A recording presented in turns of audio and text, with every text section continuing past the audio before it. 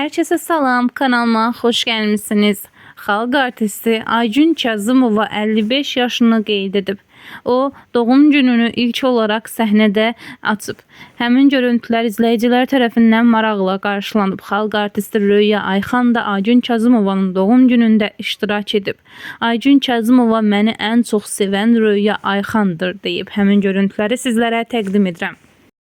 Bura gelen her bir insanın memnuniyetinde en genç ifacı olsa da, balaca da olsa ama çok özel bir yeri var. Hele benimle iller boyu senette yürüyen senet dostlarımı, müəllimlərimi, güzel büyük bestekarlarımı yani demirəm. Ona göre demek istedim ki canlarım, siz hamınız hoş geldiniz. Benim bu hoşbəxt günümə, doğrudan da mən ad günü en hoşbəxt bir bayramlardan hoşbəxt günümdə məni hoşbəxt eden gelişiyle, sevgisiyle, musikisiyle, tebrikiyle hoşbəxt eden her bir kesene, her bir senet dostuma, her bir burada iştirak eden insana değerli minnettarlığımı bildirim. Çok sağ olun ki beraberiz, çok sağ olun ki burada. Aslından çok bunu Röya təsdiqləyəcək mən bilirəm ki, hamıdan çox məni Röya istəyir.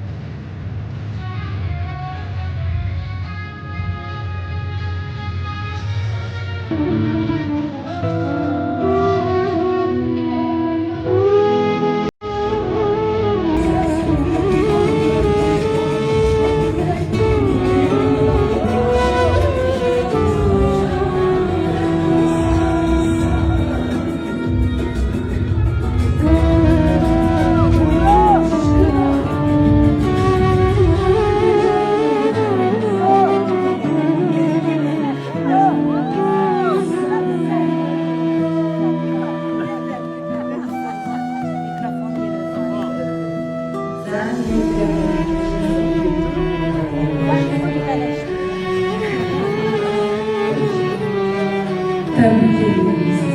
Çok seviyorum sizi. Yüreğiniz bağlı.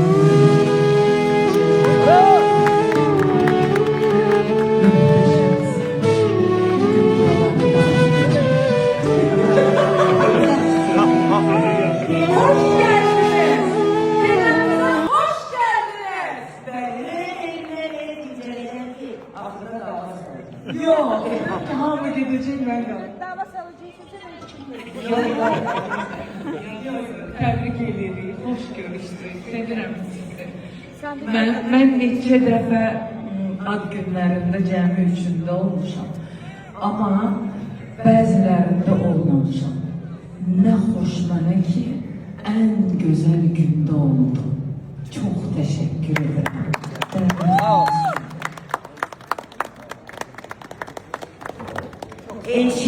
Çil.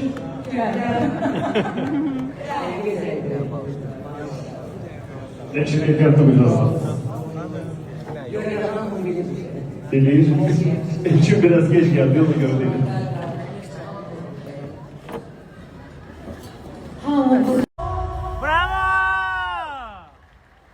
Hoş gördük benim əzizlərim, canlarım, doğmalarım. Lüks-lüksdə sizin hamınızı hoş gördük. Bu günləri ənənəyə sadiq olaraq yenə də mənim ad günüm, doğum günüm özdə elə belə gün deyil, elə belə yaş deyil, canlarım yubileydi. 5 üstə gəl 5 yaş olur. Ben bilirəm yaşımdan. Çok sevirəm ad günlərimi. Bu bayramı çok sevirəm. Yine de ənənəyə sadiq qalaraq ad gününü sizlərlə, sənət dostlarımla, konser formatında, ne bileyim, eğlence, show şeklinde istəyirəm qeyd edən 40 ildir ki bu ad gününü qeyd edirəm sizlərlə. Bura gelen her bir insanın mənim həyatımda en genç ifaçı olsa da, balaca da olsa ama çok özel bir yeri var. Hele benimle iller boyu sənətdə yürüyen sənət dostlarımı, müəllimlərimi, güzel büyük bəstəkarlarımı yani demirəm. Ona göre demək istəyirəm ki, canlarım, siz hamınız hoş gəlmişsiniz. Benim bu xoşbəxt günümə, doğrudan da benim üçün ad günü en xoşbəxt bir bayramlardan biridir. Xoşbəxt günümdə məni xoşbəxt eden gəlişiyle, sevgisiyle, musiqisiyle, təbrikiyle xoşbəxt eden her bir kəsə, her bir sənət dostuma, her bir burada iştirak eden insana derin minnettarlığımı bildirin. Beraberiz, çok sağ olun ki buradasınız ve ben inanırım ki bugün de unutulmaz bir gün olacaktır bizim show businessimiz için. Bizim için məmezlerin bir günde biraz da olsa biz de dinlenek, eğlenek.